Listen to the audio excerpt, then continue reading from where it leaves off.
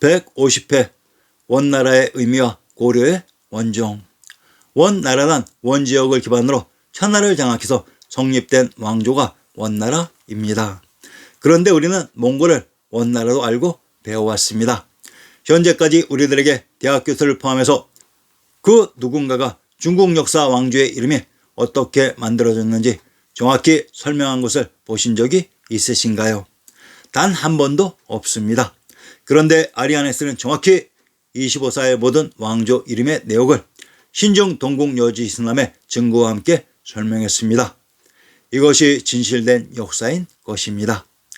현재의 코리안들은 진실된 내용은 색안경을 끼고 보고 있으며 거짓을 신뢰하는 모순된 인간들로 가득 차 있습니다.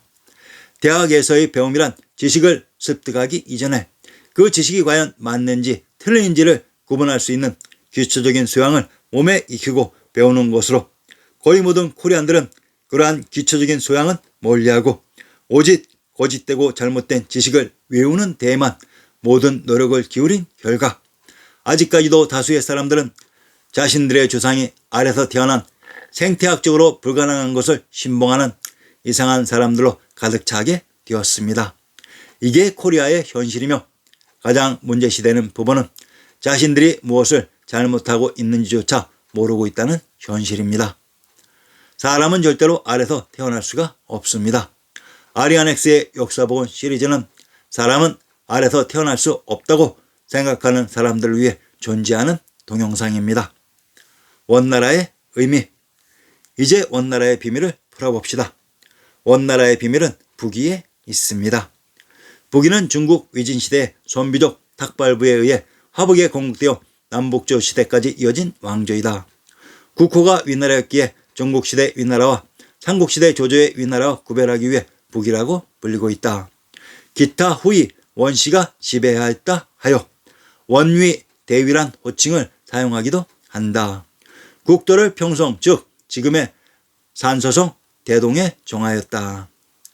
위나라란 천하의 중심인 금성 천조와 사망이 계셨던 황도를 다른 제후국과 비교해서 황제국인 위위세 상국이라고 불렀습니다. 북위가 있었다고 하는 대동 평성이 바로 우리 역사 속의 평양입니다. 북위가 노업한 평성인 평양에서 대위 원위의 호칭을 사용했다고 합니다. 그러면 고려 왕건의 상계를 인용합니다.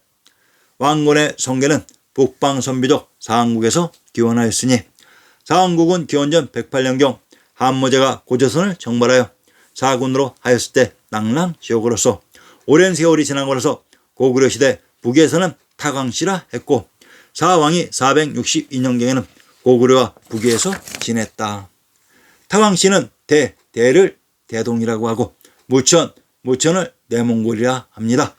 지역을 통치하였으며 태화 때 왕치성으로 개성하였다라고 중화성시 동서에 쓰여있다. 고려 왕건의 상계 타광씨에서 탁씨와 왕씨가 나왔고 북위의 탁씨에서 대나라의 대위 원위의 원씨가 나왔으니 원씨와 왕씨는 같은 혈육이 됩니다. 원나라는 원이라는 지역을 기반으로 천나라를 장악해서 원나라가 되며 이는 곧 지역의 명칭이 정의되고 국명이 되기도 합니다. 북위가 있었던 곳이 대동의 평성으로 이것이 우리 역사 속의 평양이라는 것은 삼척 동자도 알 것입니다. 그러면 평양이 원지역이라는 것을 알 수 있었으니 고려가 몽골의 침입으로 전도한 강화의 비밀을 밝혀봅시다. 경기도 강화의 조촌대를 인용합니다. 홍지 승남의 조촌석은 부병루 아래 있는 기린굴 남쪽에 있는데 세상에서 전하기를 동명왕이 기린을 타고 이 굴에 들어갔다가 땅속에서 조촌석이 되어 솟아나와 하늘로 올라갔다 하며 그 기린의 발굽 자국이 늘 위에 있다고 했다. 그런데 이상합니다.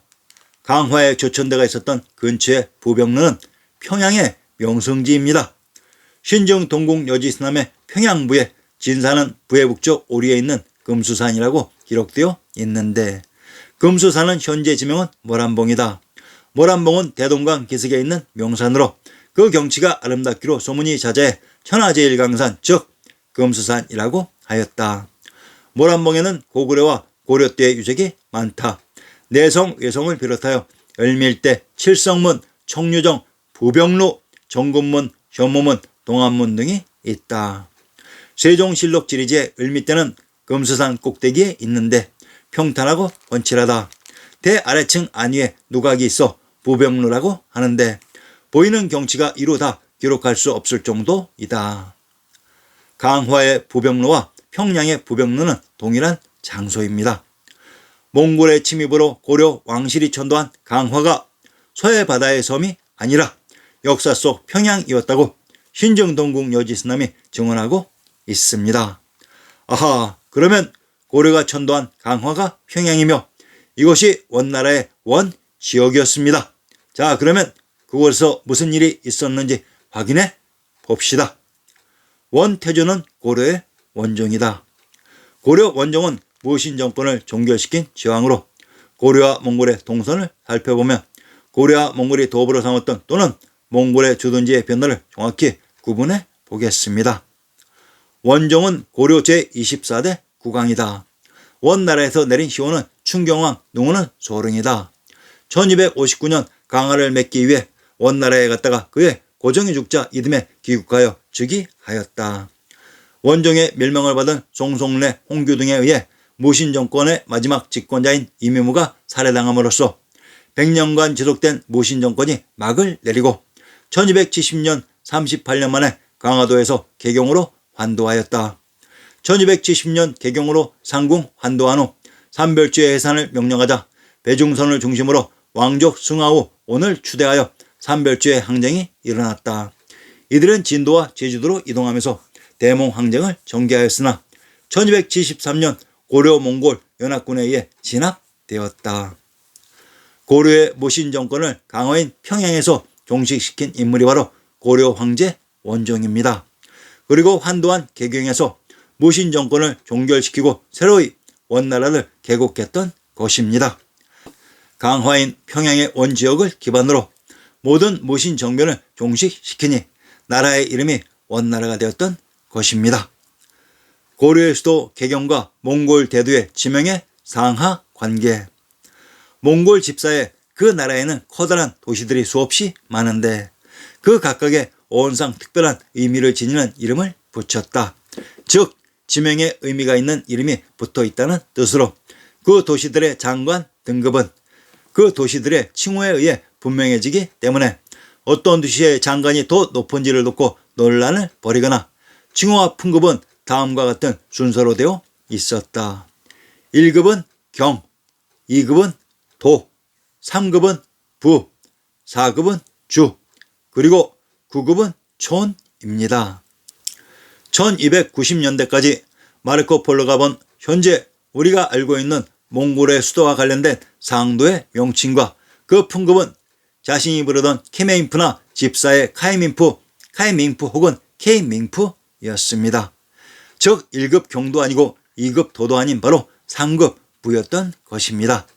만일 그 당시 명칭이 상도였다 하더라도 2급의 도였습니다.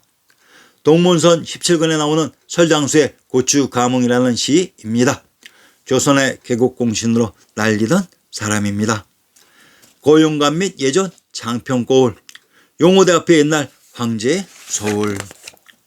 조선의 개국으로 고려의 수도 관중의 중도가 황폐화되어 있는 것을 보고 그 감흥을 읊었습니다. 고려 황제가 있었던 곳을 구제경이라고 하며 몽골의 칸이 있었던 곳이 개봉부, 상도, 대도라고 했습니다. 고려의 황제가 있었던 곳이 1급 풍계인 경이고 몽골이 있었던 곳이 2, 3급의 도와 부로 결국 몽골은 무신들의 세도가였을 뿐입니다. 황제국 원나라의 주인공은 몽골이 아닌 고려였습니다.